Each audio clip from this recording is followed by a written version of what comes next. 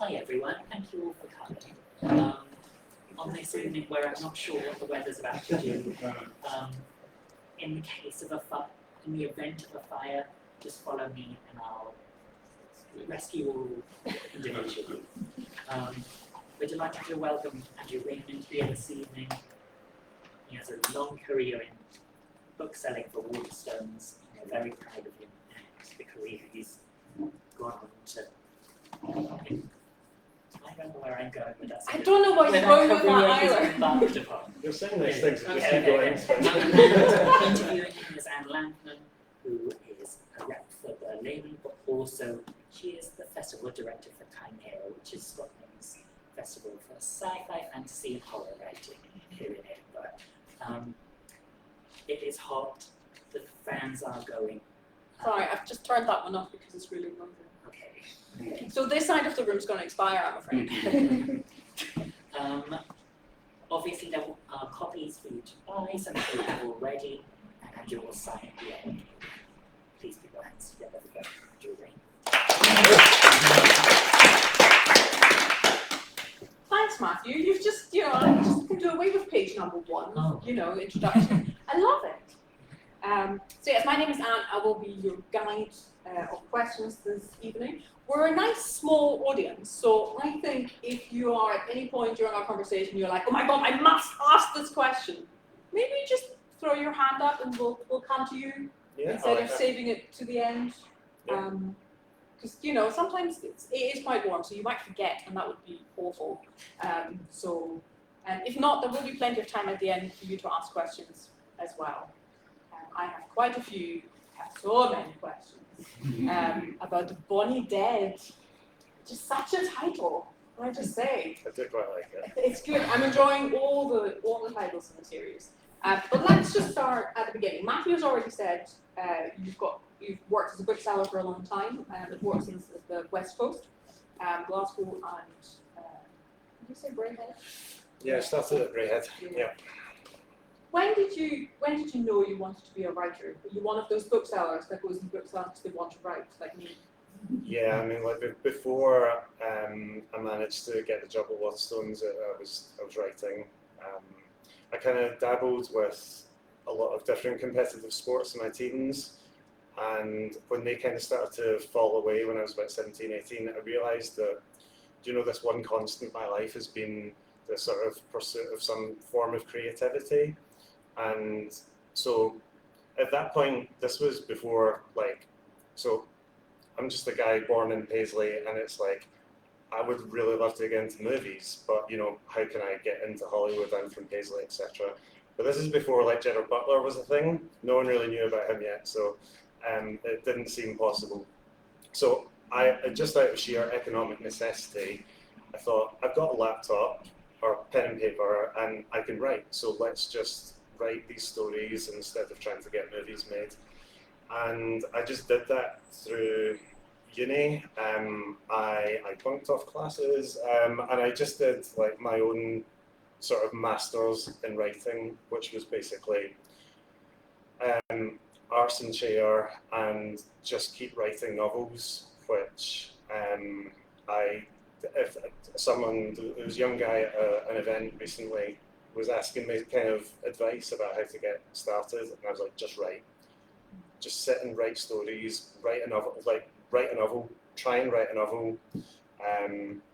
So yeah, that was how it started. And when you're in a place like Waterstones, it's like a hyperspace button for figuring out who you are as a writer. And I started out being a very different writer to who I am now.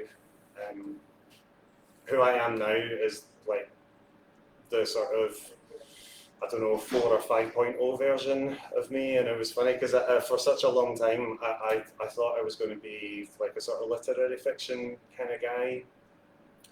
And it took a long time for me to figure out that wasn't who I really was. That wasn't sort of what I was best at. And working in Waterstones kind of helped me figure that out, because you're surrounded by books, you're picking up something ends up being quite popular, so you pick it up and you're like, why is this working? Why is this, not working for someone else? It was great, and the job that I ended up doing in Waterstones was kind of like I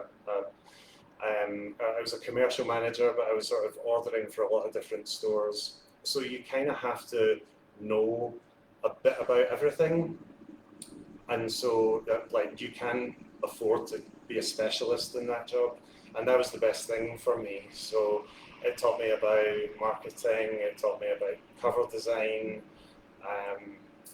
and it was like a wee master's course in how to be an author, but also how to be a publisher as well, which ended up being extremely useful when the sort of London publishing machine decided that they didn't really want my stories.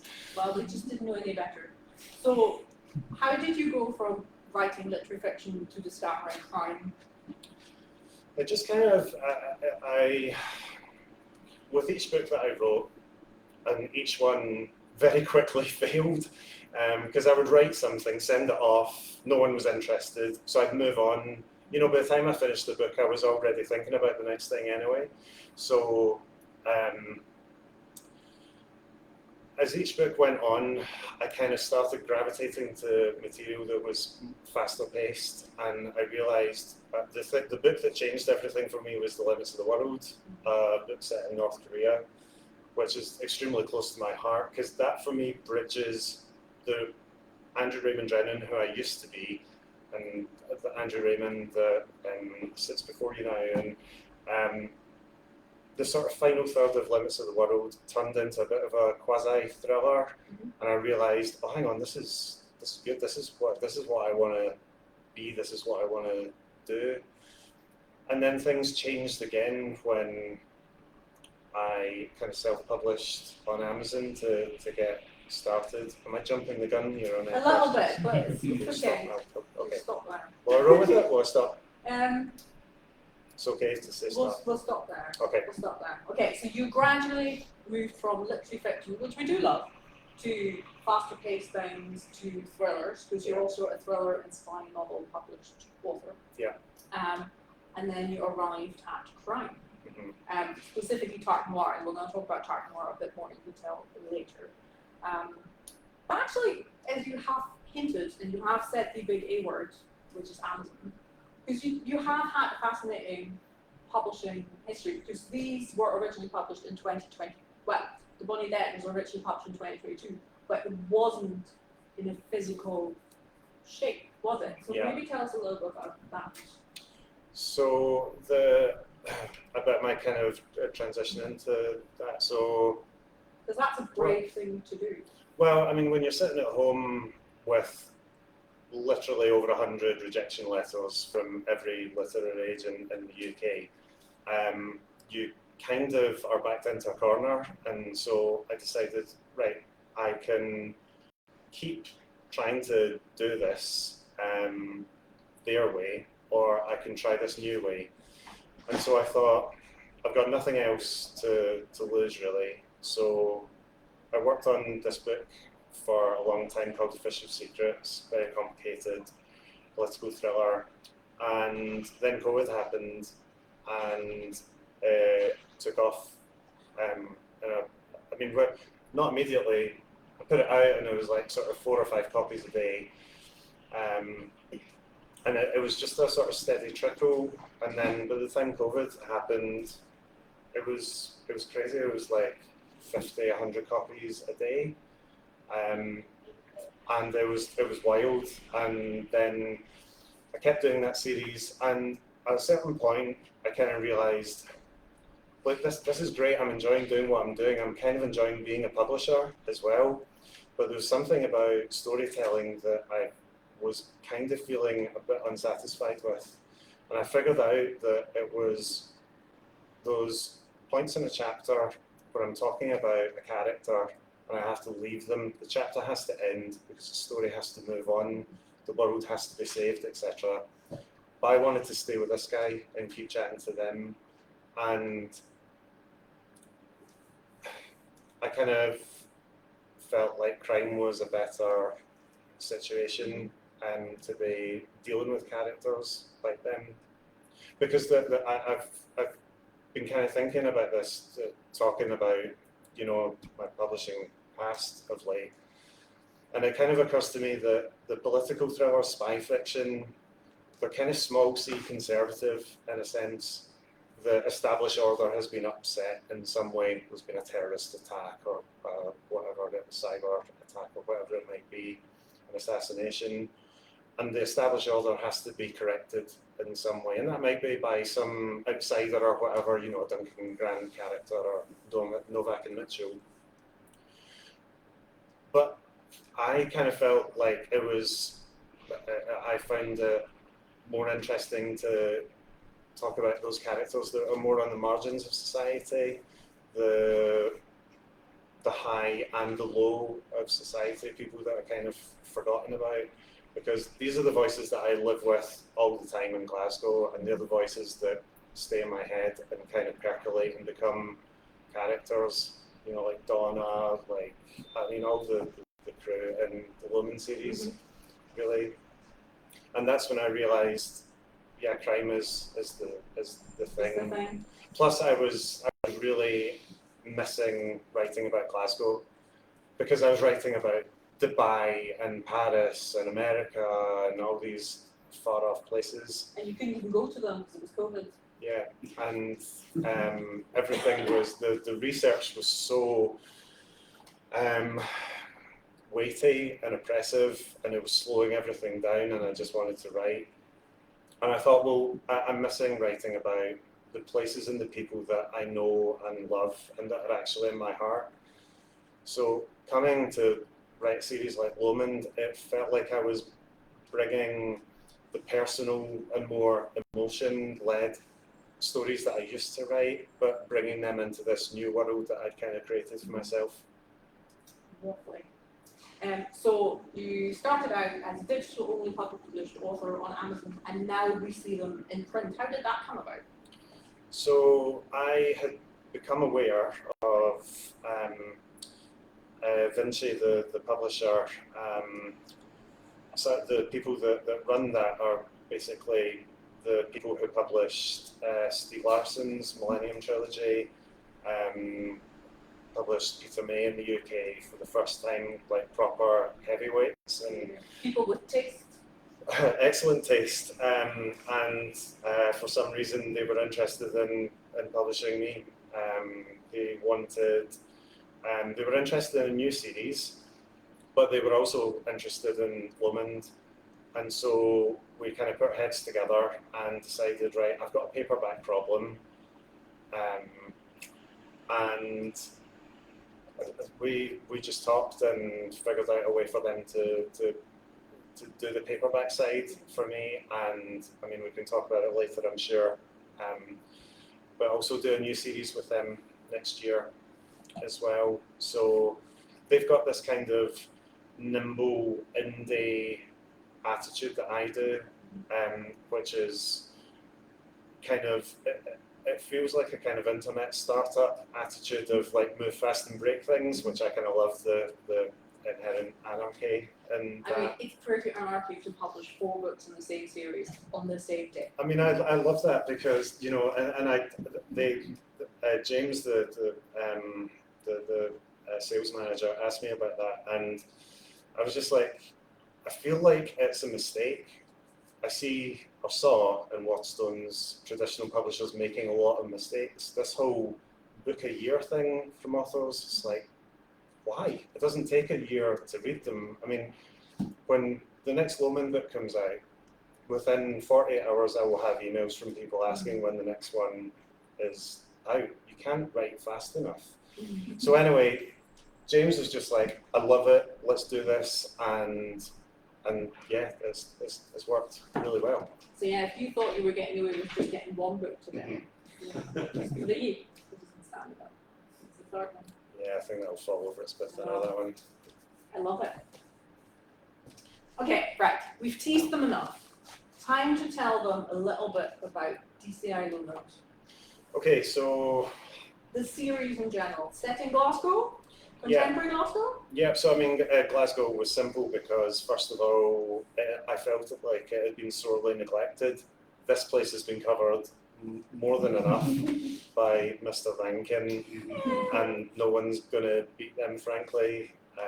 So, yeah, I just felt like Glasgow had been neglected. It deserved a big character. William McIlvanney had been reissued in the years prior to that, and it felt like, where's the present day Laidlaw? You know, Glasgow's a big city, and I felt like it deserved it. And I just wanted to write about my home city. So Glasgow was it. And Lomond kind of, as I've been doing these events on this tour, I've still failed to kind of find what exactly the catalyst for Lomond was. I kind of likened it to a kind of computer-generated image going from 0% to 100, and as it gets up to that 100% level, it becomes more and more sort of high resolution, and it's just as each chapter, it's hundreds and hundreds of coats of paint, basically. Characters never come to me like fully formed, understanding who they are.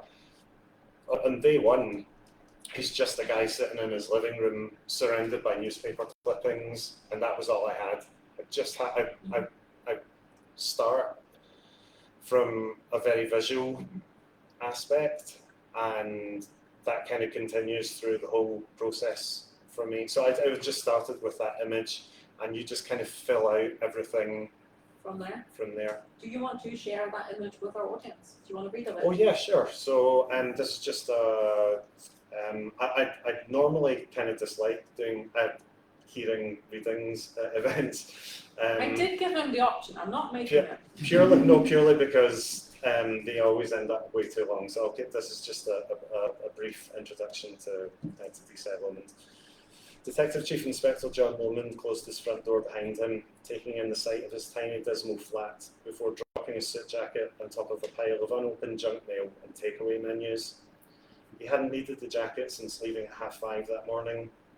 The arms and chest were heavily creased, from carrying it scrunched in his hand all day like a cheap bunch of petrol station flowers, taken from car to office, to Greg's to office, to home again.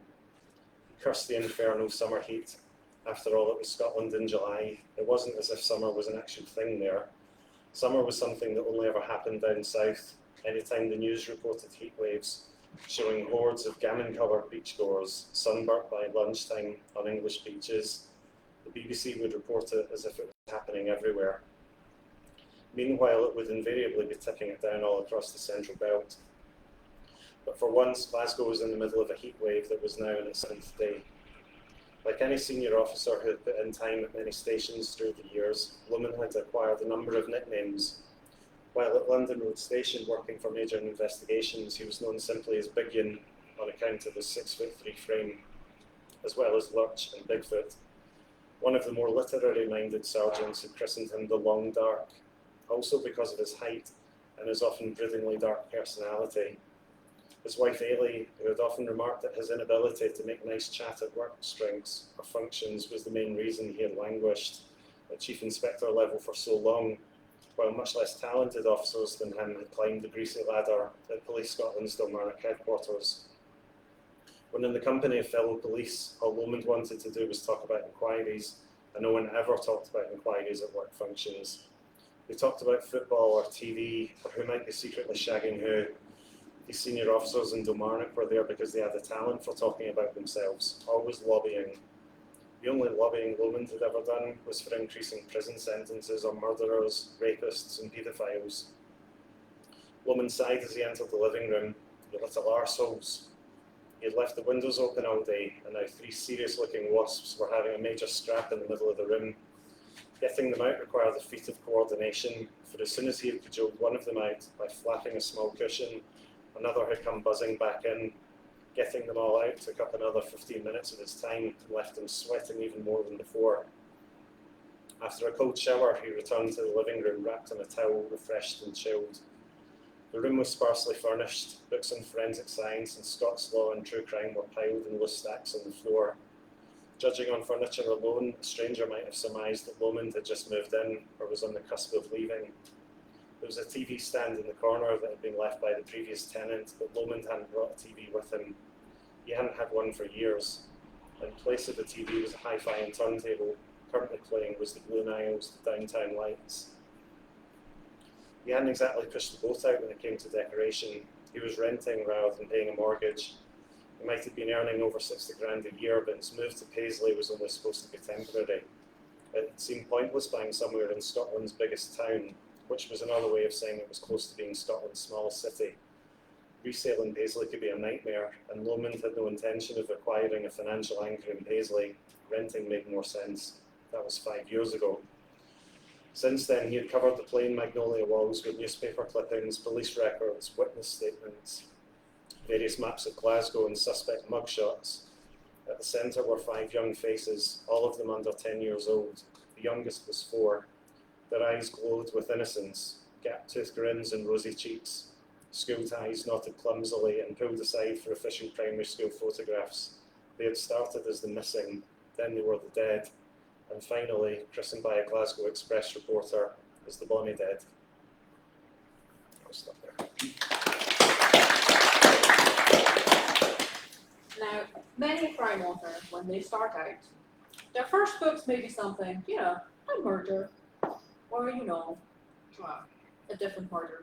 You go in, no spoilers, with serial killer, child murderers as your first case for DCI Lomond. Why? Why not pick something slightly easier?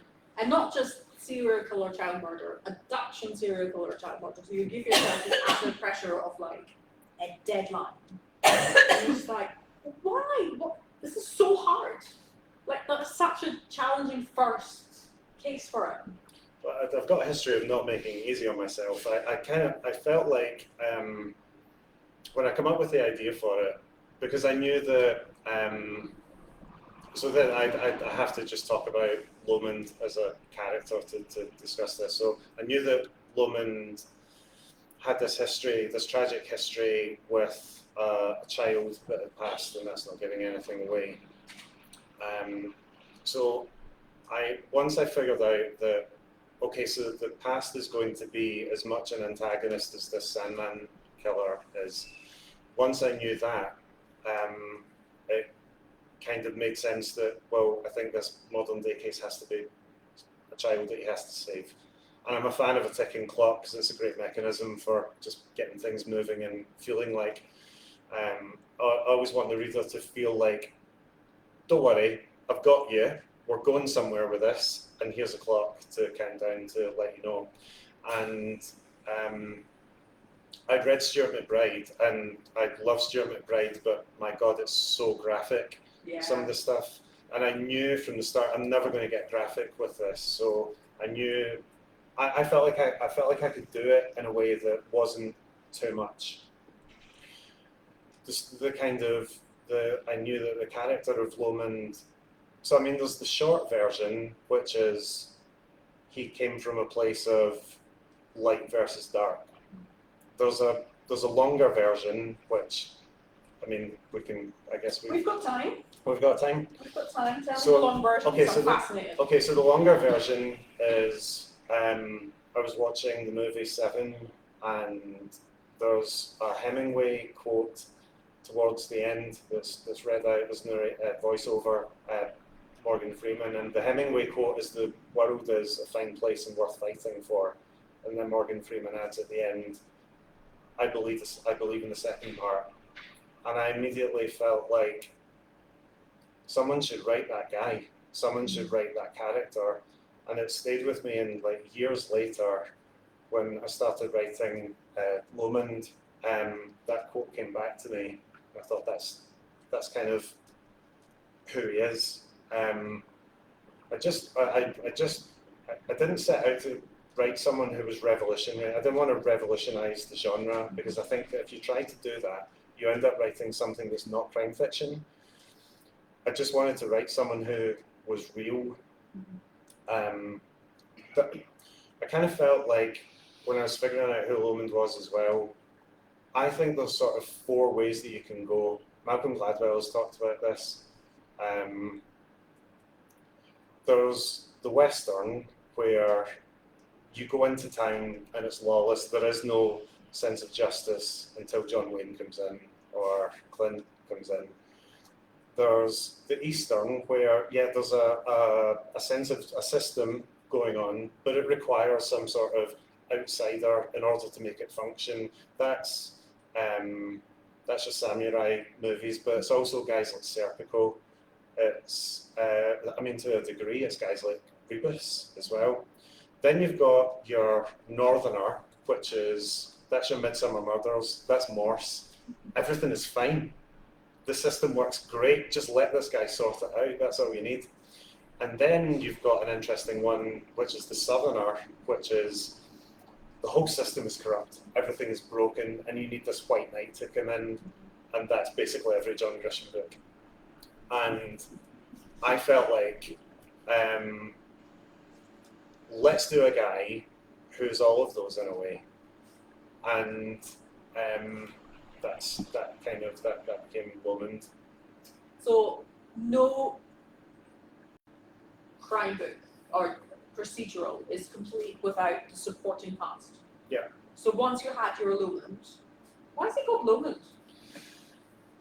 Were you listening too much? No, I was because there was some things I had worked out. There was a location that I wanted to use. Excuse me, around Lomond, Loch Lomond, and it suddenly occurred to me I didn't have a name yet, and I thought, why is it DCI Lomond? That sounds all right. Then you called him John for John Rebus? So there were too many Jacks, so I went with John. I went online and I tried to find a police character called Lomond, and I could not believe that there had not been a Lomond before. So I was like, that's it. He's my guy. Yeah. Brilliant. Sorry. So supporting cast. Oh yeah. Because I love your supporting cast. Tell us a little bit about your supporting cast. Where did they come from? Were you like, I need this, this, and this, or were they organic? So they came from a character that I really love is Donna. Donna. Good old Paisley Donna. So Donna came from, and all the supporting characters basically came from individual scenes that I didn't know where they slotted in. When I'm like riding the bus or walking around or overhearing things or doing the dishes and something comes into my head, I'll just write down, this is just an idea for a scene that feels cinematic to me, and I'm going to keep it over here and I'll use it for I'll find somewhere to put it in. All I had was, because I worked in Waterstones Edinburgh West End for a long time, I saw a number of shoplifters getting chased around there. I was on my lunch break and this guy just came tearing past me, and a cop came running past, just shouting all of this stuff. I was like, having that. So years later, I'm writing Bonnie Dead, and I just felt like I wanted there was a lot of male characters so far, so I just thought, right, we need a female in the team, and I feel like her name is Donna, and she's from Paisley, because I want this scene in Braehead. Oh wait, she's the one chasing the guy, and then we're off to the races. And as soon as I wrote that first line of dialogue for Donna, everything, it was like the whole scenery just dressed itself, and like those are the moments that you just love as a writer. Yeah, and the other, thank you, and then the others just came in similar kind of fashion to that. Is Donna your favourite to write, or is Lomond your favourite to write? It's probably Lomond or Donna. Yeah. I've obviously, you have to spend a lot of time talking about your main character, giving them a lot of time in the opening books, but book 5 that's going to come out very, very soon, that's a big Donna book, which I think is going to make people happy. It made me very happy writing it. So, Lovely. This team. So, you've already talked about how you're very cinematic, you write by seeing something. That opening chapter is every parent's nightmare. Thanks very much for that, by the way. And I don't even have children. Is that where the book started, or did you put that in later? Tell us a little bit about where the book starts. So that that was the kind of quote unquote inciting incident. I needed a kid to disappear, and that's how I wanted to do it. During the writing of it, like I'd become a dad, and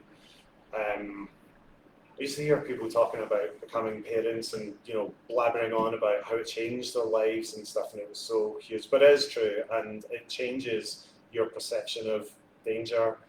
And when you combine the fear of something happening to your child within your own home, I just felt like, oh, that's just upping the ante a bit. I just found it really kind of creepy, this idea that being in your house for ages, but someone's actually in there with you and you don't realise it. Yeah, thanks for that. Yeah. So yeah, it was one of these wee ideas for scenes that kind of hung around, and it just felt like the beginning of something. Did you know who did it when you started writing? Yeah. Yeah. Yeah, Okay. I had to, and the reason for that is because going through the process of writing A Fish of Secrets was such a nightmare. So that book ended up about 100,000 words, but I wrote about 300,000 because I kept going back and changing my mind about who was responsible for stuff. If you can imagine, you have just knitted a sweater and then someone says, oh, that's a nice kind of pattern in the middle, but could you move that bit over a little bit? And you have to unknit it all and then knit it again. It was kind of like that, and I did that like 3 times.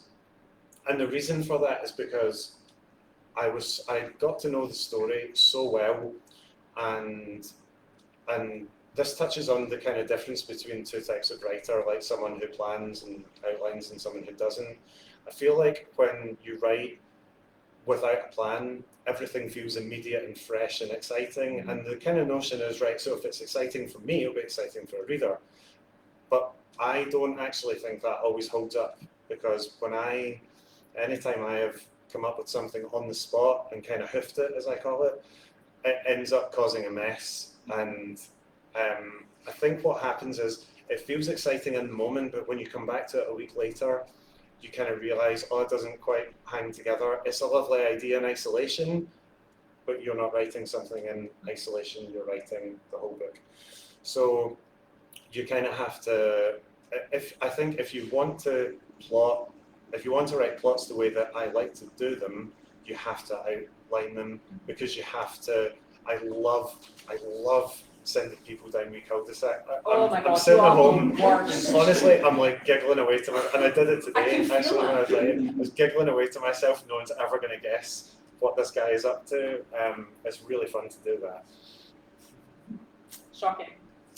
How much pressure was it to get Glasgow right and to get Arran right? So what I really love is that you've got the Glasgow chapter, but then we also go to Arran, which is one of my favourite places in Scotland. That's beautiful. It's so beautiful, although it doesn't have a Tesco. Just got to pull you up on that. It's in Scotland. Cool. It's not a Tesco. But it's fine. Yeah, I've heard this. You've heard this, yeah. I trust you. So, Painful. How much pressure Yeah. is it to get Glasgow right? Oh yeah, I mean, like you can, like there are things you can screw up, like the Tesco thing. Yeah. You can screw up some of the smaller things, but yeah, you have to get Glasgow right. And Glasgow is like a character in the books. I didn't want someone to get to the end of the Bonnie Dead and feel like it could have been anywhere. There are some crime books that they kind of feel a bit muddy, a bit indistinct, and it's almost like you're just given street names. That doesn't necessarily capture the colour and flavour of a place. That's why I always write down these wee snippets of dialogue that I hear on the bus, because it's got to feel real. And as I said before, I felt like Glasgow had been kind of ill-served in recent years. Masters of crime writing like Cymera, massively aside, because she's phenomenal, and she absolutely gets Glasgow right. but yeah, the locations have to be they have to be spot on. Ooh, Not a question, just an observation. I just want to say that's one of the things I love so much about books, because Oh, I've great. lived in Glasgow for 10 years, and just every time you set a location and you do the kind of visual thing, I am so there, and I'm like, I've been there, I know that, and it's one Oh, of the good. things that makes it so much more come to life. Oh, thanks. I didn't pay for that comment. Save you some money later.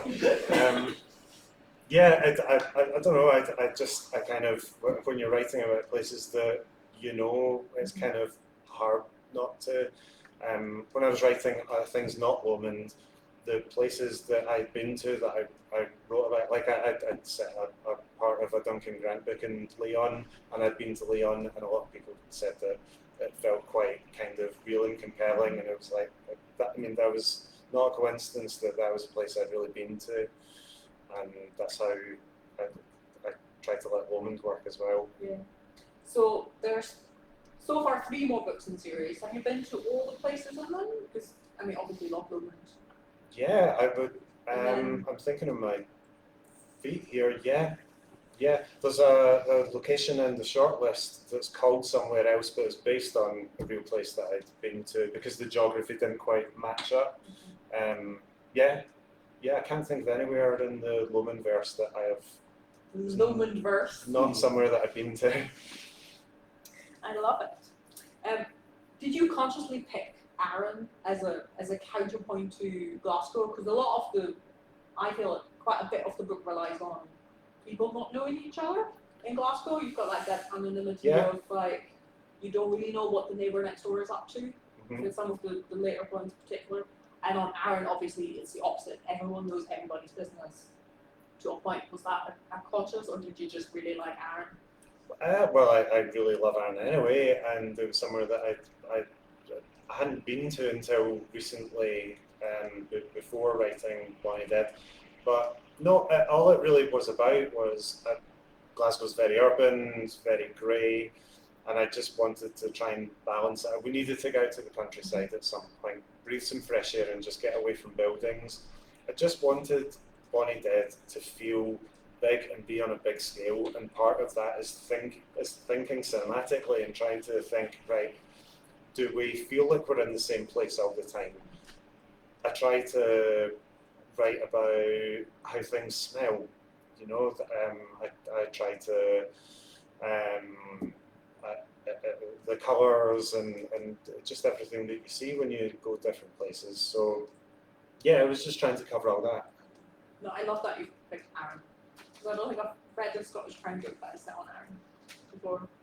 No, that was another factor as well. Yeah, and it's also somewhere that I think it would surprise people that don't know the area, like how close you are to like stunning countryside and dramatic mountains. I can actually see. My wife has taken a lot of convincing on this, but you can see the mountains on Arran from our living room. Okay, you can see good film. On a very clear day. It needs to be a very clear day. Yeah. Lovely. So your antagonist is the Sandman, the serial killer. How much research did you do into serial killers? And should we be worried? I shouldn't be worried, but it was an upsetting amount. Yeah. The deeper I get into this series, I've learned about some places to stay away from. The Daily Record website is one of them, because what happens is I'll hear about a murder that happened. I think, right, I want to take some aspects of that and use it, so I'll go read up on it, and then you get that bloody stream of stories down the right-hand side that ends in doom scrolling, and just everything sounds intriguing, you know, so you click and you click and you click, and before you know it, you're 10 stories away and you're reading about something completely unrelated. But there's something about the Daily Record stories that they seem to enjoy the really salacious, kind of gruesome, macabre stuff. And I feel compelled and kind of drawn to them because I feel like there's good material in there somewhere. But yeah, you end up reading kind of upsetting, I won't get into the details, but there's some stories in the last sort of year or so that I've read they're really shaking me up, actually. And I'm trying to make a conscious effort to stay away from them now. It's like, do you know what? Let's just totally just use our imagination at this point, because yeah, like you can end up in really like dark places mentally. Like spending time getting to know what makes killers tick. If you care about writing, because I've got this whole thing that when I write a character, good or bad, it's my job to write them as if I'm kind of lobbying on their behalf why they should be allowed into heaven, in a way. Because otherwise, right, say if you've got a character who is evil, but their reason for doing evil things is, well, evil people going to do evil things, that's not terribly compelling. But if you can actually almost get on a path to convincing a reader why someone would do something evil, well, that's something very different. I'm not wanting someone to sympathise with a bad character, but I need you to understand who they are. At least understand who they think they are. So that's a tactic that I keep trying to use with the evil ones. I nearly dropped a huge spoiler for Bonnie Dead. Nearly named someone that shouldn't. Oh, yeah, But no. anyway, there's a character in Bonnie Dead that's the quintessential example of that. Yeah. And that's a very Lomond approach, isn't it? He spends a lot of his time trying to understand the Sandman, and he's been working on this for 5 years, and he got very obsessed with it. And he's been reading all the books. And yeah, there's a really good sentence that he said to Ross about having to understand them and the good and evil kind of idea. Yeah, he's a bit of a philosopher, our John Lomond, isn't he? Partly. I mean, some of that comes from just sort of half-baked ideas of mine. No, I love him.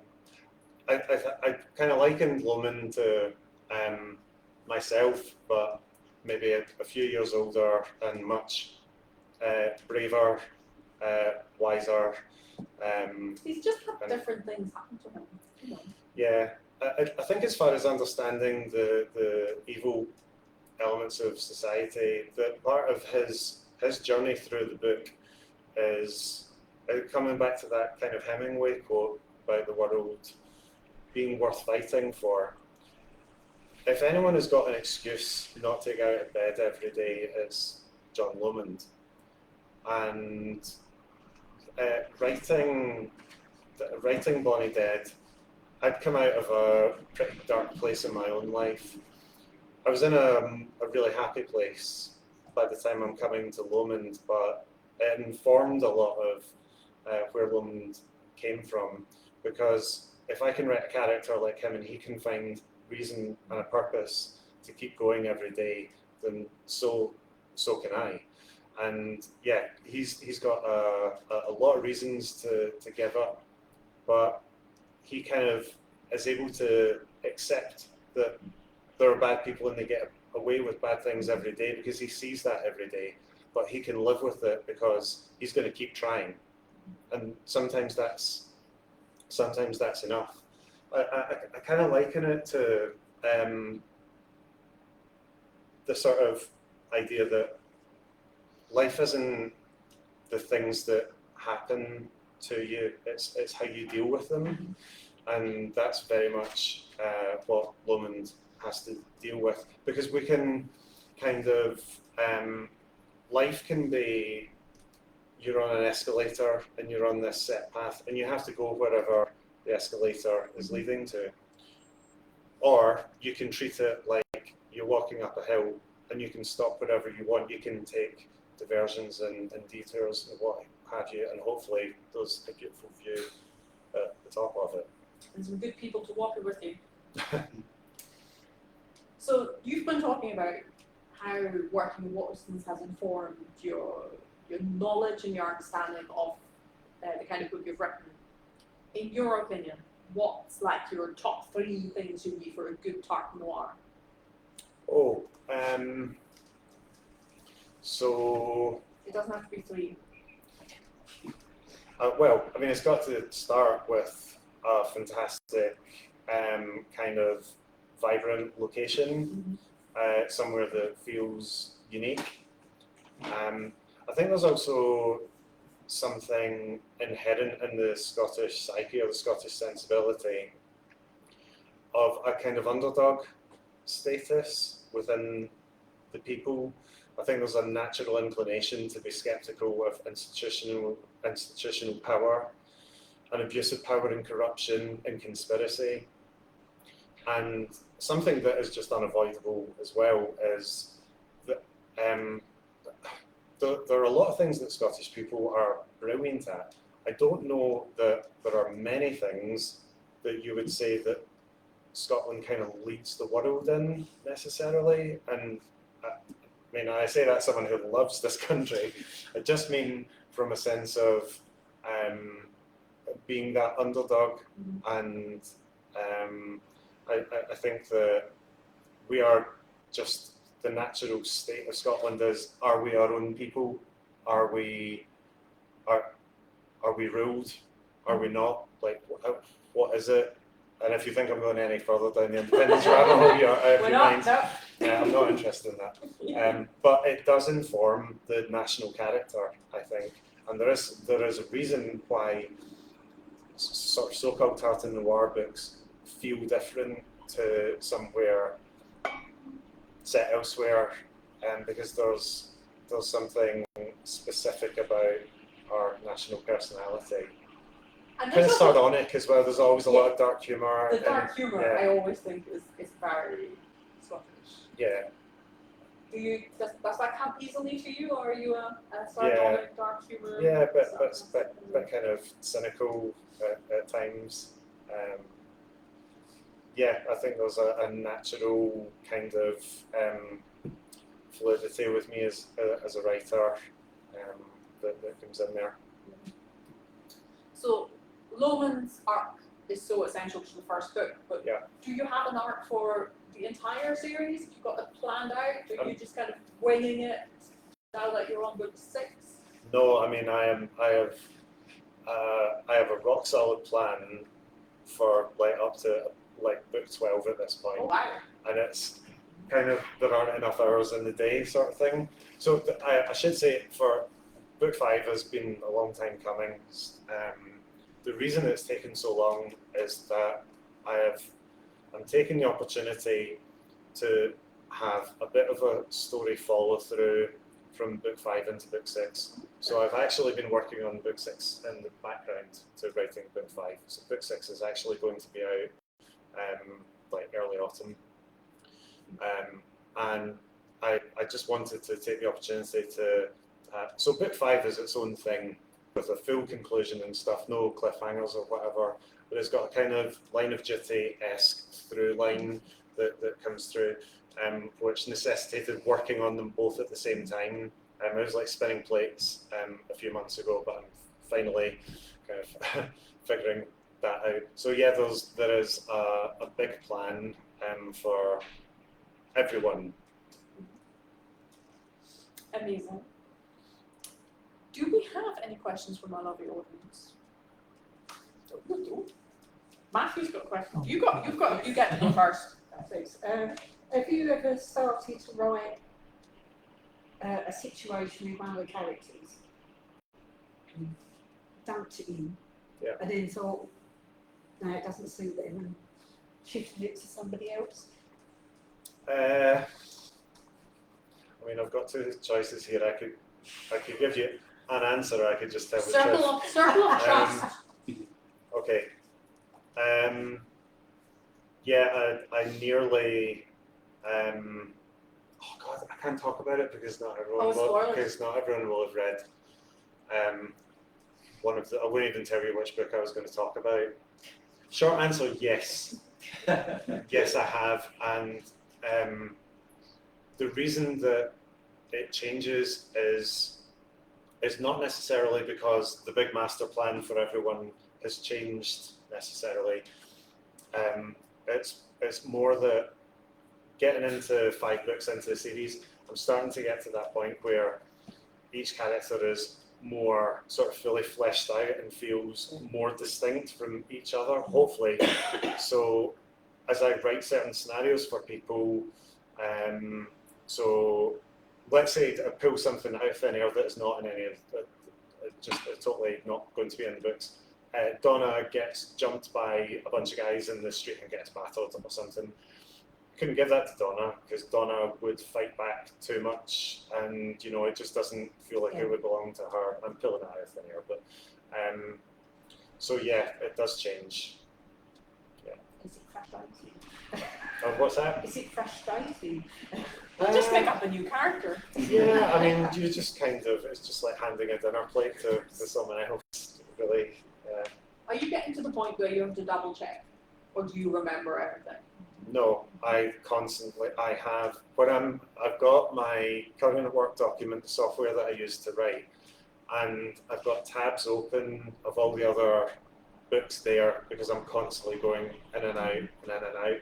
But I've discovered something amazing called Notebook LM, which is a Google thing.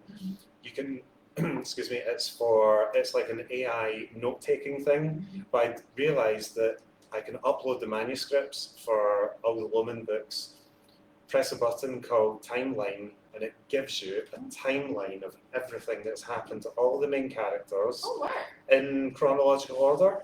And it also gives you briefing notes on every single book. It's so accurate. I've not had to change a single thing. I've gone in and out of the books themselves to double think, really? Did I do that? And it's real. And so that's fantastic. So that's given me a story Bible and a character Bible. I've got separate story Bibles, character Bibles, the whole thing. I can ask it to fish out every time I physically described a character. It's total game changer. Yeah. Although you don't do much of that. Lomond aside. Physical description. Yeah, I don't think I know what Ross looks like. No, and you know what, I'm fine with that because, I mean, to a certain point, I want to tell you whether Lomond is 5 foot or 6'3", just so you can have some kind of an idea. But I don't want to get into the minutiae because I want people to picture who they feel like. I want to bring character through how someone talks. When Lomond makes fun of Ross's hair and calls him Love Island, that's enough. I feel like it's like you can picture your own kind of thing there. So that's kind of the way that I like to. I don't want to get into that whole thin lips, whatever type of nose, because that doesn't make me feel anything. Anytime I read that from someone, that doesn't make me feel anything, and I almost only want a reader to feel things in a way when they're reading. I love that. Matthew had a question. Do you remember? You initially self-published the books, but now they've found a new home with a publisher. Was there any editing during that process, or did they take them and publish them as they originally were? It was all completely as is. They were happy with what they were. They had, some success online. The series now is at over 250,000. Which is crazy to say out loud. But I knew that Waterstones was hugely. It wasn't a conscious choice to, I'm just going to do it over here. Yeah. I wanted it in Waterstones, and I'm so happy that people are discovering them in paperbacks now, and they're in supermarkets and W. Smiths or whatever the hell they're called now, T.G. Jones. So that's really great. But no, they just took them as is. They were happy with them. But it's nice to have a creative relationship with someone, and I can bounce ideas off of as well. And this new series that's coming out next year, like I have been able to bounce ideas off of James at Vinci. He's someone that I really inherently trust his opinion on because he's worked with much more talented people than myself. So it's like I want your opinion, please give me it, you know. And that goes for like cover design, you know, like Stuart Bache, who has done all these amazing covers. He's done covers for Stephen King and Lee Child and stuff, and it's like, he sends me a cover. It's like, do you like it, Andrew? And it's like, yeah, I think you're good, mate. That's just great. Yeah. So yeah, it's about having relationships, because it's nice to not just be a guy working in a wee cold office now, and coming to events like this and actually like meeting readers instead of. So was that happening before, or is this? So it was all these Facebook people over here. Hi, by the way. Which has been so lovely, and being able to put faces to people who have like really supported me on Facebook for a long time, because it was not that long ago that like my Facebook page had like 100 people liking it. It was not a long time ago, and I never kind of take that for granted. I'm getting a wee lump in my throat. Thank you really. So how long ago are we saying? How long? 4 years, yeah. Because I remember what it's like, you know, you're kind of sitting at home and you send something out that you've spent a long time that really means a lot to you, and you send it out to an agent, and all you're doing for like 6 months is waiting for them emailing you or sending you a letter back saying, you've done it, we want you. And for, imagine over 100 times getting that letter that says, thanks but no thanks. And you kind of feel like this is just not meant to happen. And No, it has.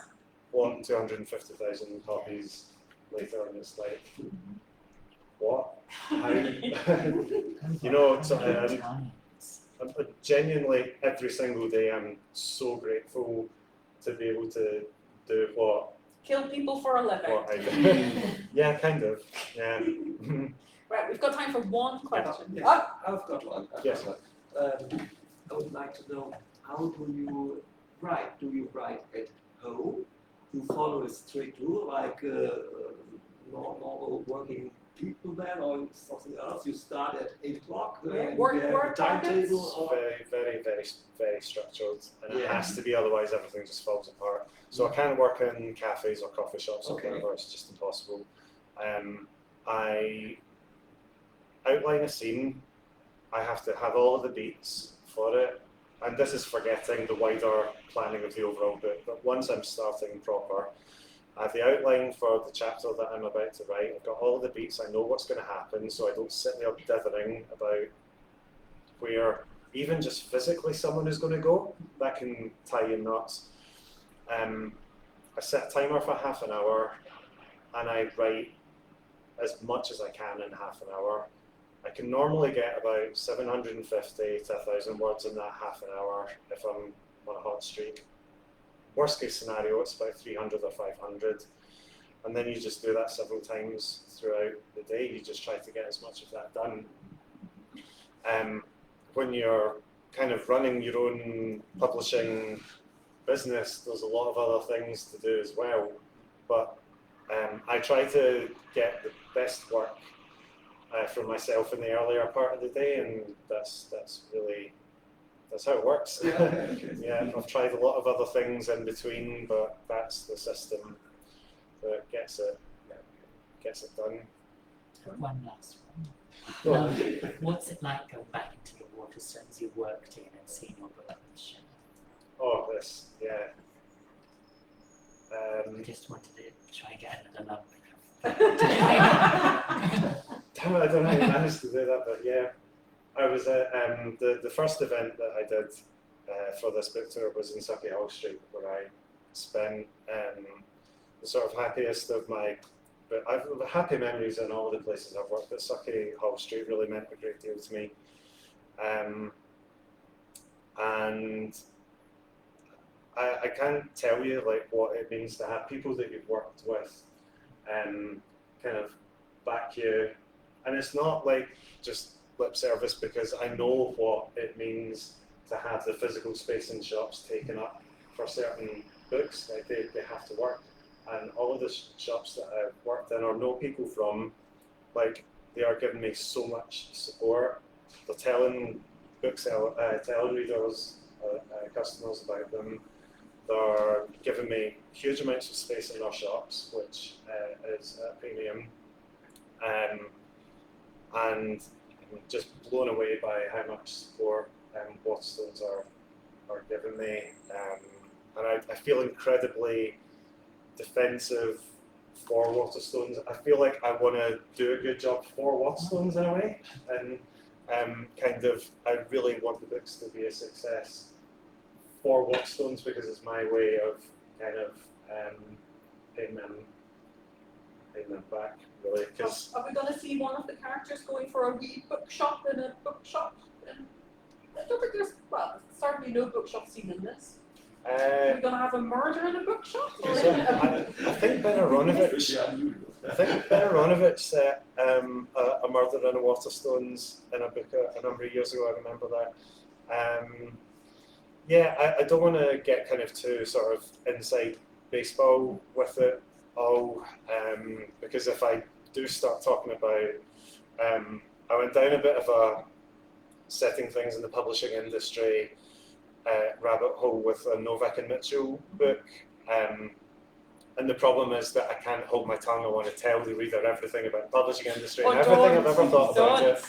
So I think it's best for me to just leave well alone, really. So yeah, that seems fair.